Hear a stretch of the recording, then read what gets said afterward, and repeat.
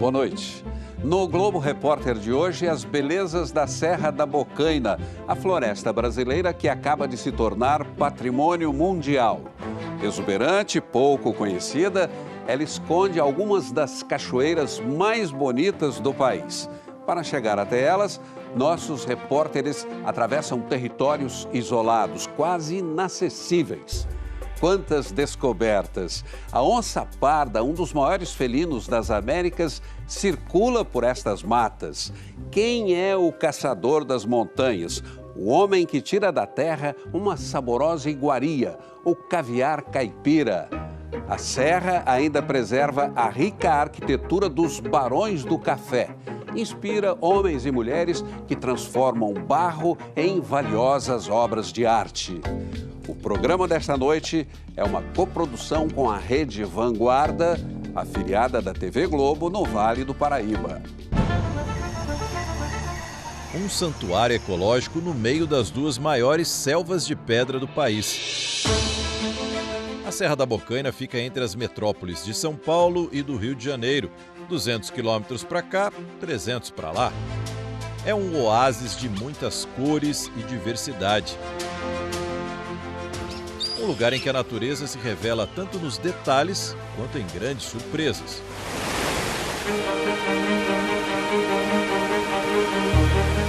E esse ecossistema com florestas, cachoeiras, cavernas, praia e mar acaba de se tornar um patrimônio mundial.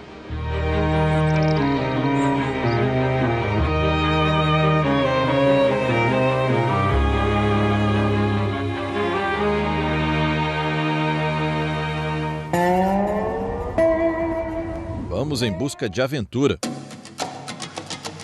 Deixamos as cidades para trás rumo ao Parque Nacional da Serra da Bocaina. A área de 104 mil hectares, quase o tamanho da cidade do Rio de Janeiro, vai da montanha até o litoral.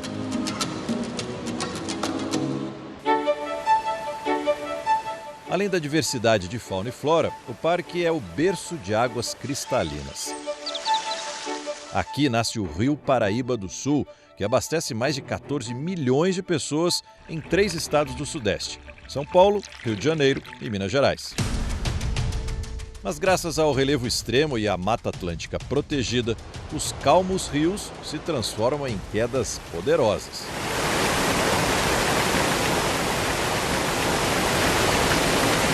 A gente não tem noção do número de cachoeiras, né? Cada vez a gente descobre mais uma, né? Tem áreas inacessíveis do parque que a gente não chegou ainda e que com certeza, como ele está na vertente da Serra do Mar, são inúmeras cachoeiras, né? Daí o nome do Parque Bocaina, que são justamente os caminhos da serra por onde a água desce. Nossa expedição vai em busca de algumas dessas maravilhas da natureza. Ó, primeira parada, 1 quilômetro depois da entrada do parque, já tem aqui, ó, Cachoeira Santo Isidro, considerada uma das mais bonitas do Brasil. Vamos ver se é mesmo. A trilha é bem tranquila. Próxima cachoeira é uma descida íngreme, uma escadaria, que requer um pouquinho mais de atenção.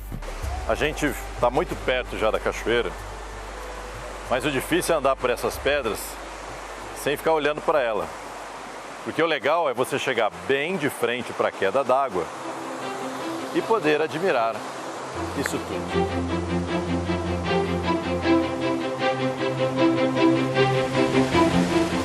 São 80 metros de queda d'água, mais alto que um prédio de 26 andares. O lago formado pela cachoeira é um convite para um mergulho, mesmo sofrendo com a temperatura da água. Mas o melhor é relaxar e desfrutar deste lugar maravilhoso.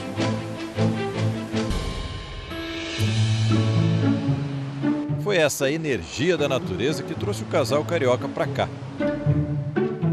Você falou que conhece muitos parques, né? Muitos parques. Pelo que você viu até agora, o que você está achando? Sensacional, lindo, cachoeira, acabamos de vir agora, é linda a Cachoeira Isidro. Hora de encher a garrafinha de água para encarar o que vem pela frente. Serão 2 dias para cruzar a serra e chegar em outra cachoeira que fica no meio do parque e dizem que é ainda mais bonito. Fazemos parte da viagem de carro. Mesmo assim, o caminho não é tranquilo. Alguns trechos lembram um rally. Tem lama, muitos buracos e outros obstáculos. A gente tem que fazer uma travessia de um rio, o rio Mambucaba, que é um rio que nasce ainda no estado de São Paulo e só vai desembocar no litoral do Rio de Janeiro.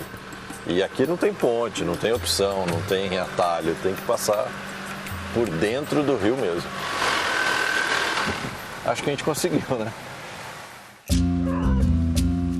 Depois de quase 4 horas sacudindo dentro do carro, chegamos ao primeiro ponto de parada. A gente chega um pouco quebrado, viu? Mesmo de carro. Aí nessa casa a gente fica por uma noite, aqui não tem energia elétrica, para a gente continuar a partir de amanhã, aí tudo na caminhada. Oi, não, oi. Dona Palmira nasceu aqui muito antes da criação do parque, que é de 1971. Eu sou velha aqui. É nada. Então a senhora está há 50 anos nessa casa? É, a filha minha vai fazer 51 já. E criou os filhos todos aqui? Tudo aqui. Quando a noite chega, é hora de acender o candeeiro para afastar a escuridão.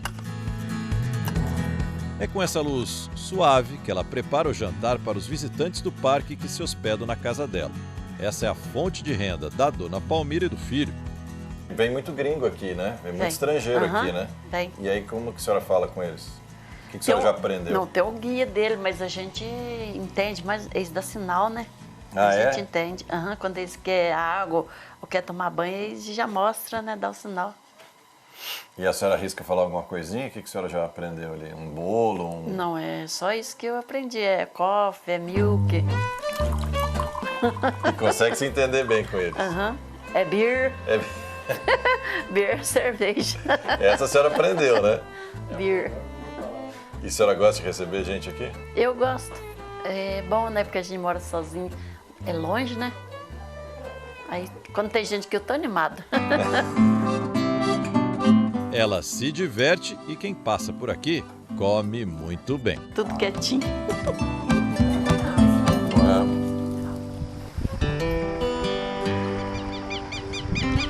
O dia amanhece e nossa equipe, junto com os guias e analistas ambientais do parque, segue pelo meio das montanhas e das matas. Desta vez, vamos a pé, numa longa caminhada. Mas surgem pedras no caminho. Primeiro o ouro, depois o café. Por caminhos como esse, que foram calçados com pedras por escravos, passavam os produtos brasileiros que eram escoados para o litoral do Rio de Janeiro e seguiam para Portugal. Tudo no lombo de mulas. E como eram toneladas de produtos, as tropas, como eram chamadas, se cruzavam por aqui a todo momento. Dá para imaginar que há 150, há 200 anos, o congestionamento para subir e descer a serra era de tropeiros com seus animais. A única forma de você distribuir a produção, fosse do café, fosse do tabaco, mesmo o ouro, a única forma de você transportar eram através dessas tropas de mulas, enfim. Então o volume era muito maior, eram pessoas ricas os tropeiros, eram como transportadoras naquele período. Então, assim, é a eles que você recorria para que o sistema logístico comercial funcionasse.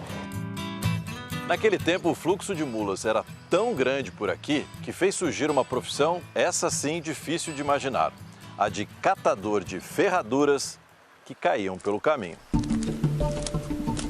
Vamos deixar a história para trás e seguir em busca das cachoeiras mais bonitas do Parque da Bocaina. É o mesmo objetivo desta turma de franceses. Eles vieram conhecer o parque e estão encantados com o passeio.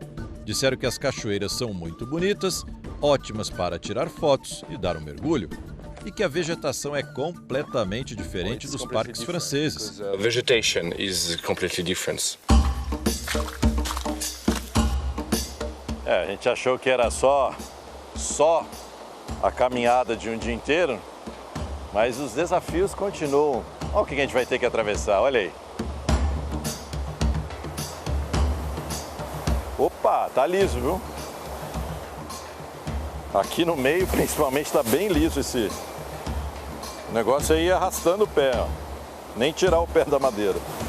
A travessia pelo rio indica que estamos perto. Sabe aquela hora que o repórter fala assim, olha, valeu todo o sacrifício para chegar num lugar maravilhoso? Chegou essa hora. Dá uma olhada no lugar que a gente está. Impressionante mesmo. A Cachoeira do Veado parece surgir do nada, no meio da Mata Atlântica. São 2 paredões de água, um com 90 metros e outro com 110 metros de altura, que rasgam a floresta com uma força implacável.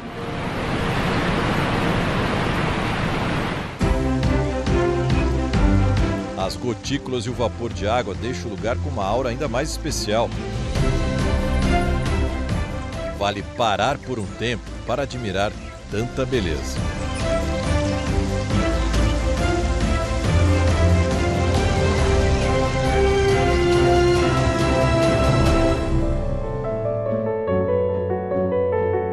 Paisagens que se alteram a cada mudança de altitude. O verde vira uma paleta de cores. Rochas que no meio da mata se tornam ainda mais imponentes.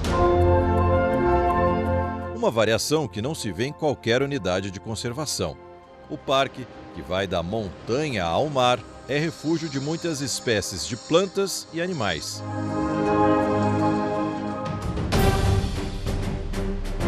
Estamos no litoral.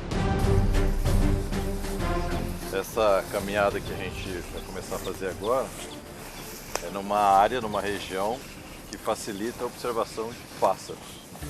Então a gente vai andar mais quietinho, né, Alex, para não espantar os pássaros, né?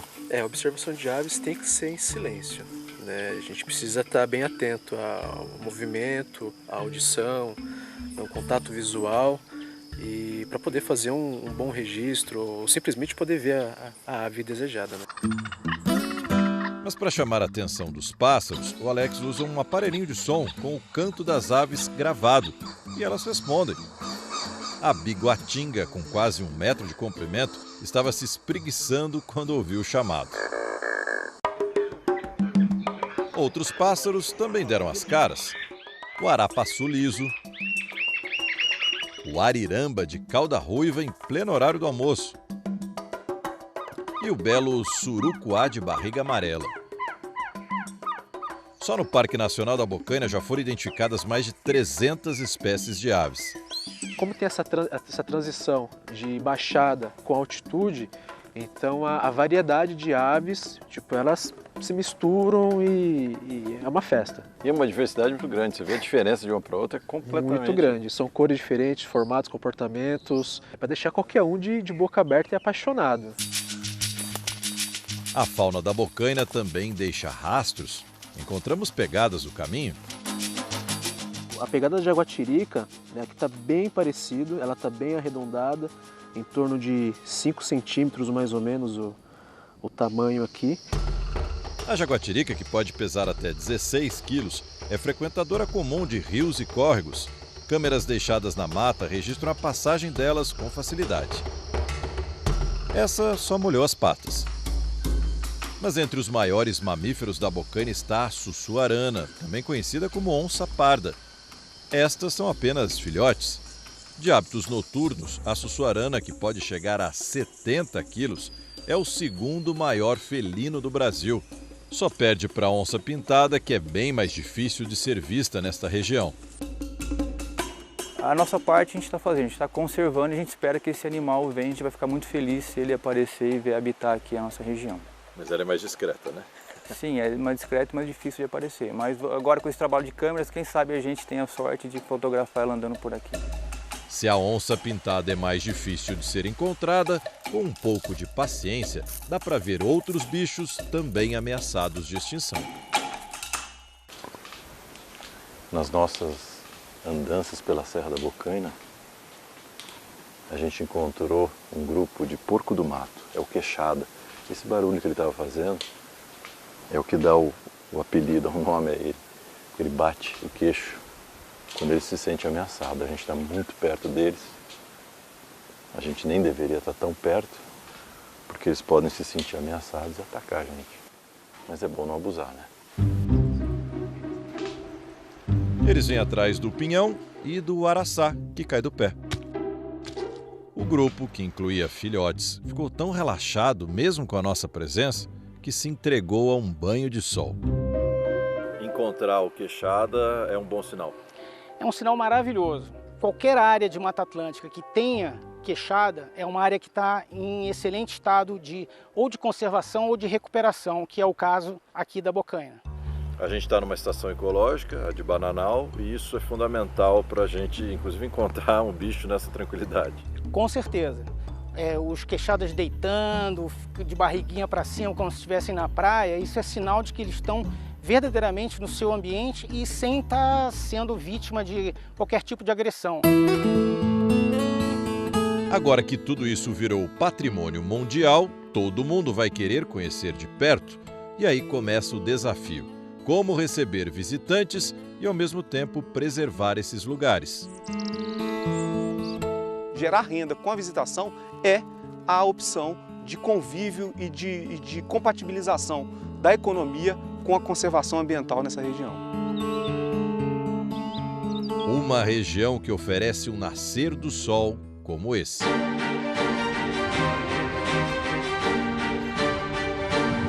A Pedra da Macela é um dos locais mais visitados do Parque Nacional da Serra da Bocaina. O acesso é um pouco mais fácil. Difícil é querer sair dali.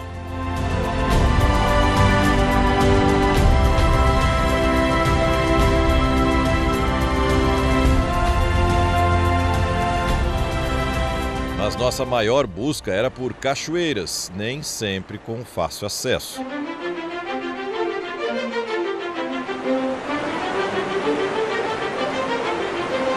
Cada lugar que a gente chega da Bocaina, não tem como nos impressionar, soltar um uau, um Nossa Senhora. Essa aqui é a Cachoeira do Bracuí, fica no meio da serra e tem vista para o mar. É bonito de se ver e linda de ser vista.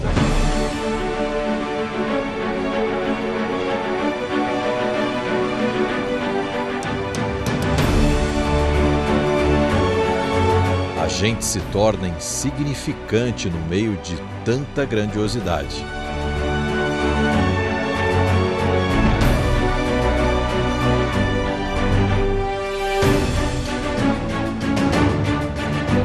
A Cachoeira do Bracuí fica no estado de São Paulo, mas essas águas vão banhar Angra dos Reis, no Rio de Janeiro.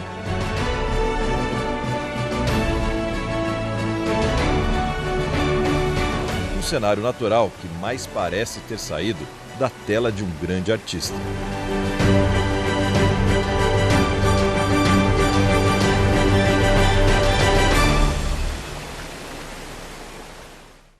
A formiga que vai para a panela e se transforma na mais saborosa iguaria da serra. É o caviar caipira. Voltamos já já.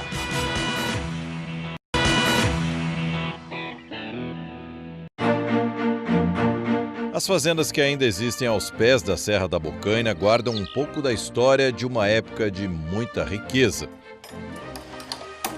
É hora de visitar esse passado. Aqui viviam os grandes barões do café do século XIX. A fortuna acumulada por eles foi tanta que durante o Império eles se tornaram avalistas de empréstimos do Brasil com a Inglaterra. E criaram uma moeda própria que deveria ser usada para quem quisesse comprar ou vender produtos por aqui. Hoje as fazendas preservadas viraram atrações turísticas e cenários de novela. Paixão, cavalo do Dr. Rodolfo. Sim, senhor. Vamos ver como você vai se comportar com seu novo dono, moleque. Senhor Barão, até mais. Qual que é a importância de uma fazenda como essa ainda estar preservada, ainda ter pinturas originais? Qual que é o valor disso aqui?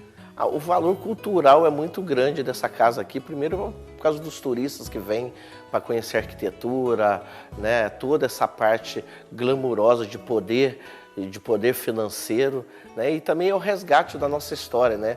mostra a importância de Bananal no século passado. Este casarão com 14 quartos, 9 salas e 12 banheiros pertenceu ao excêntrico e poderoso fazendeiro Manuel de Aguiar Valim.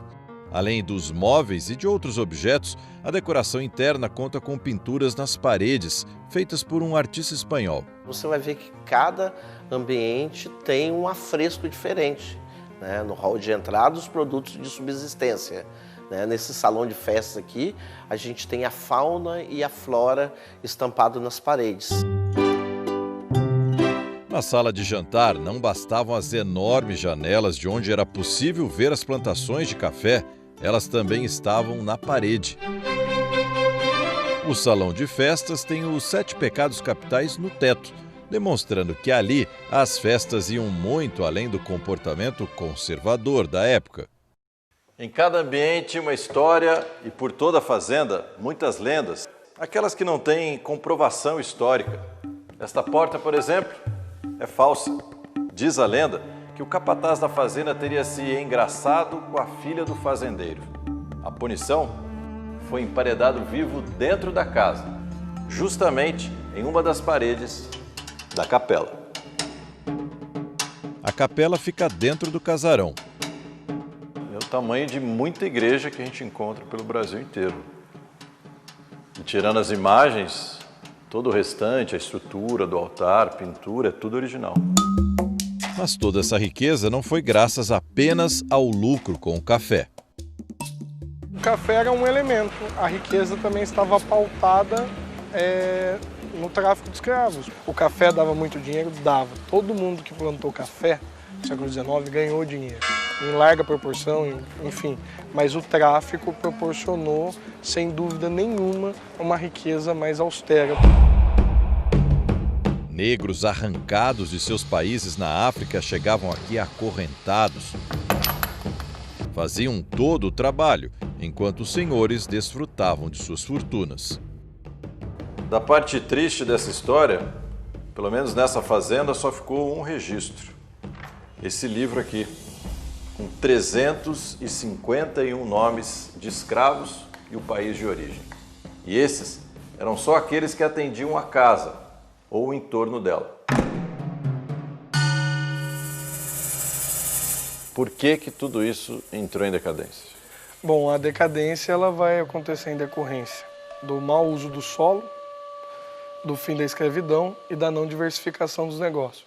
Então isso aqui começa a ficar assombrado, só de histórias, só de passado. Tudo o que foi, nada é, não se conjugam verbos no presente. Tudo é pretérito, disse Monteiro Lobato, né?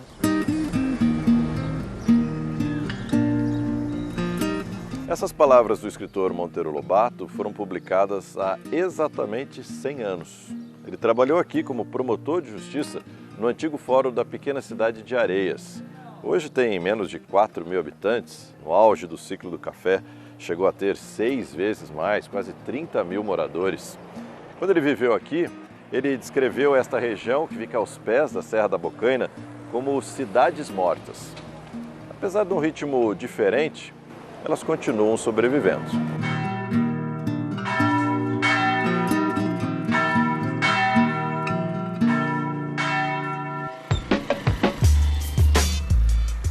Esse é o Ney, saindo para caçar. Busca daqui, procura dali, olhos atentos para encontrar a presa que está escondida debaixo da terra.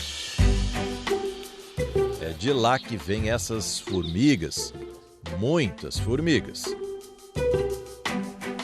Mas o que o Ney busca são essas aí, maiores. A içá fêmea, ou tanajura, é uma iguaria para os moradores da Bocaina. Tradição que vem dos índios, que já se alimentavam dessas formigas. Petisco, não tira gosto. Tem gente que chega a comer até com comida, misturando comida e come. O que impressiona, além do tamanho do formigueiro, é a organização delas. Foram as formigas que fizeram esse primeiro corte aqui. O mato estava alto há alguns dias. Inclusive, é o primeiro sinal que elas estão saindo. Mas também é preciso conhecer outros hábitos desse inseto. Eles só deixam o formigueiro entre os meses de outubro e novembro. E segundo o conhecimento popular, em época de lua cheia e depois de um dia chuvoso. O que é preciso para ser um bom caçador de içá? Primeiro, ele não pode ter medo da formiga, né? Ele não pode ter medo da formiga, ele tem que entrar e encarar a formiga e pegar, ser rápido, ter a coluna boa, né? Senão, de tarde, a coluna não está aguentando mais, né? Mas dá para dizer que você é um fominha, né? Porque a gente estava tentando fazer entrevista com você e você não parava de pegar içá. Bom, mas é que eu vim para pegar o içá, né? E vocês vieram para filmar, cada um veio para fazer uma parte. Eu vim para pegar o içá. O Ney é mesmo um bom caçador de içá. Enche baldes e baldes para levar para casa. Mas não é todo dia que leva vantagem sobre a caça. Nossa, mãe! O guloso morre de fome mesmo. Por falar em fome, vamos deixar o Ney catando as formigas perdidas e ir atrás de alguém que faça o prato pra gente experimentar, né? Entre os moradores da Bocaina, cada um tem um jeito, uma receita para fazer içá. Mas a mais comum, aquela que quase todo mundo sabe, é a farofa de içá, feita no fogão a lenha. A formiga limpa, sem cabeça, pernas e asas, vai ganhar a companhia de outros ingredientes: banha de porco e alho. O que vai para a panela é a barriga dela, que aqui a gente chama de bundinha. Dentro são as ovinhas dela. Não é por acaso que o escritor Monteiro Lobato chamou içá de caviar caipira. Ele morou nessa região e era um fã declarado do prato. Paciência de cozinheiro, mexe, põe mais fogo, coloca sal, mexe mais um pouco. O cheiro durante o preparo é forte e só meia hora depois... E aí, Matheus, tá pronto ou não? Agora ela está no ponto. Ela já atingiu a crocância que precisa, já secou e agora eu vou tirar. Já está com alho, já está com sal. Tá, o sal coloca a gosto. Normalmente ela tem que ser um pouquinho mais de sal para ela pegar um temperinho legal, tá? Entrar com a farinha para fazer a farofa.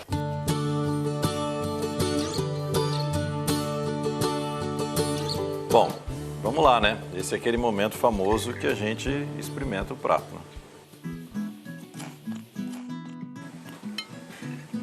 É bem crocante pelo lado de fora e dentro é como se fosse uma castanha. Uma castanha bem levezinha. Bom, muito bom.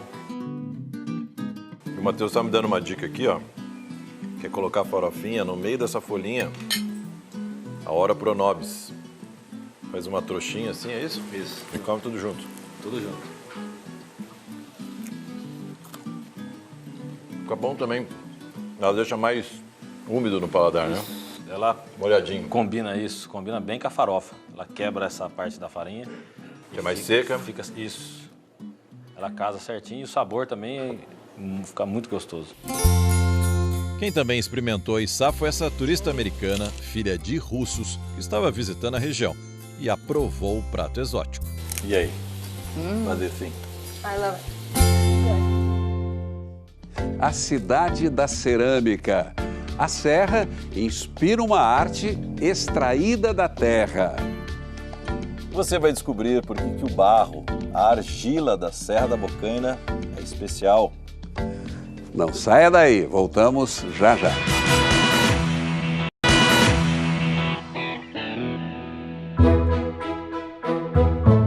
Essa é outra riqueza da Serra da Bocaina.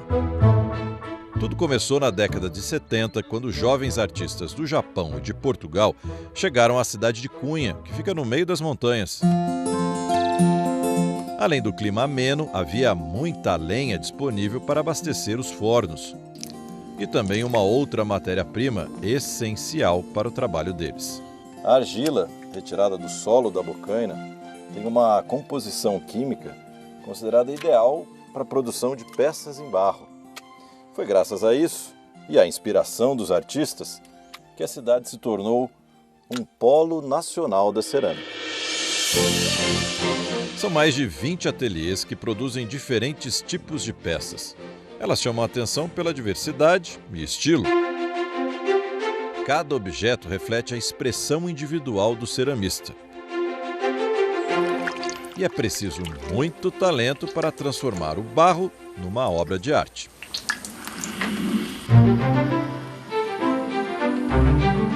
Nas mãos habilidosas, a argila vai sendo moldada até ganhar forma. Mas para virar cerâmica, a peça crua ainda tem um longo caminho. O primeiro é a queima em fornos como este. Existe um princípio da física que diz que o ar quente sobe. Os orientais já sabiam disso há mais de 2000 anos, por isso a ideia de um forno como esse. E essa explicação está no nome do forno. Noborigama. Noborigama, noboro em japonês é o verbo subir e kama, fogo. Então, forno construído na subida. É o forno que utiliza o calor de baixo, que está sendo gerado para queimar as peças lá embaixo. Ele vai pré-aquecendo as câmaras seguintes mais para cima. Então você não gasta tanta energia para aquecer do zero, né? Gyutaro é nascido no Japão, filho de um brasileiro com uma japonesa. Saiu da Bocaina para ser geógrafo, mas voltou para cuidar do ateliê da família, que tem mais de 30 anos. O fogo que ele acendeu vai precisar ser mantido por mais de 20 horas, até que as 4 câmaras do forno Noborigama atinjam 800 graus de temperatura. Ele passa a noite assim, mantendo a chama acesa. A gente sempre tem muito respeito com relação ao fogo. A gente mexe com barro, com a terra, com a água, com o fogo. Então são os elementos que ditam muito do nosso trabalho. Antes de abrir os fornos, é preciso esperar 3 dias para esfriar. Mesmo com quase 3 dias para esfriar, tá bem quentinho aqui dentro, viu? Afinal, o forno chegou a 800 graus centígrados, bem diferente dos 17, 18 que está fazendo aqui fora. O pessoal está tirando as peças, vamos ver como ficou a nossa, aquela que a gente está acompanhando desde a modelagem. Vamos ver. Olha ela aqui, ó. Bem diferente, né? Já está bem mais firme, já tem uma porosidade, está prontinha para ir para a pintura agora. Primeiro, um banho de esmalte. Só assim a peça seca pode receber a pintura. É quando entra o trabalho da mãe do Gil. Kimiko Suenaga aprendeu essa técnica com grandes mestres no Japão. Mesmo há quase 40 anos no Brasil, fala pouco português. Prefere se comunicar pelos traços florais, que marcam as peças com precisão oriental.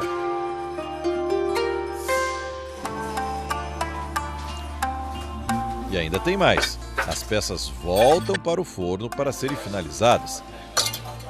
Desta vez, a temperatura será ainda mais alta, 1.400 graus. Então, vulcão, porque a temperatura é praticamente a mesma que a gente está aqui a 100 km embaixo dos nossos pés.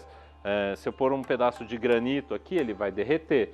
Se eu pôr um pedaço de ardósia aqui, ele vai liquefazer. Então, é uma temperatura realmente muito alta, é a mesma temperatura de um vulcão, né? Então esse barro da Bocaina é resistente, hein? Esse barro é bem resistente, bem refratário, dá ótima cerâmica. A alquimia do fogo é que vai dar o toque final na peça. As chamas deixam sua marca, alterando a textura da cerâmica. Nem quem fez sabe exatamente como elas vão sair de dentro do forno. Olha, hoje vai ser a abertura final do forno, mas hoje o dia está um pouco diferente aqui.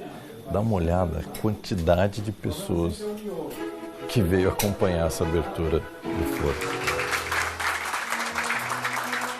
Quentinho, parece pãozinho saindo da padaria, sabe?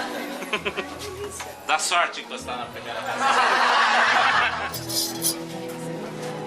Esse é o resultado depois de quase um mês que a gente está acompanhando essa peça aqui. E é muito diferente, né? E agora não tem mais nada que possa fazer. Essa é uma peça que, claro, ela é decorativa, mas se fosse uma peça, uma travessa, ela poderia ir no forno, no micro-ondas, na máquina de lavar louça sem problema algum. Se aguentou 1.400, aguenta qualquer temperatura agora, né?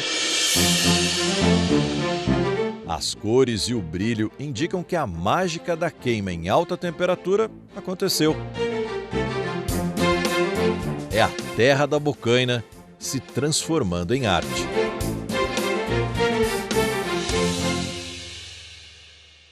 mistérios subterrâneos. Rochas coloridas iluminam a escuridão das cavernas da Mata Atlântica. Voltamos já já.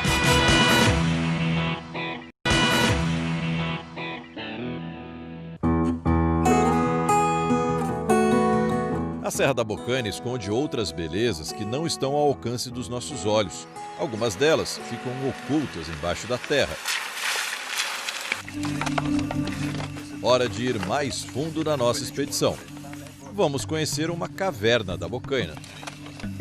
Ó, carros ficam para trás agora e a gente vai para uma caminhada carregando bastante equipamento para poder iluminar a caverna. A gente dá uma caminhada agora de uns 20 minutos pelo menos, né? 20 minutos, meia hora. Então vamos lá, torcer para não chover, né? A caminhada era com obstáculos, o que deixou tudo mais lento. Mata fechada. Acho que não, hein? Melhor por baixo.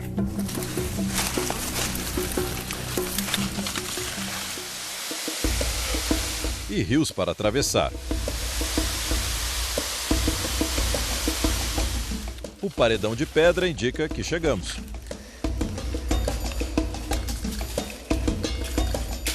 Essa é a entrada da Gruta da Onça, a gente finalmente chegou. E claro, a partir de agora, a gente vai precisar muito da nossa luz artificial.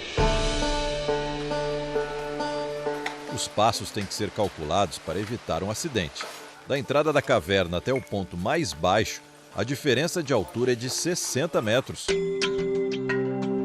A cada mergulho no interior, a gruta revela novos espaços. O que tem de diferente numa caverna como essa em relação a outras cavernas no Brasil? Então, é uma caverna que existem poucas no Brasil, como essa, né? Uma caverna ela, feita de gneiss, que é uma rocha que deriva do granito. Só que essa daqui em especial é a maior do Brasil nesse tipo de rocha. Cada fragmento de rocha forma mosaicos que mudam ao contato da luz. E o que falar das cores que enfeitam essas paredes? Não dá para imaginar que tanta beleza fica escondida na escuridão.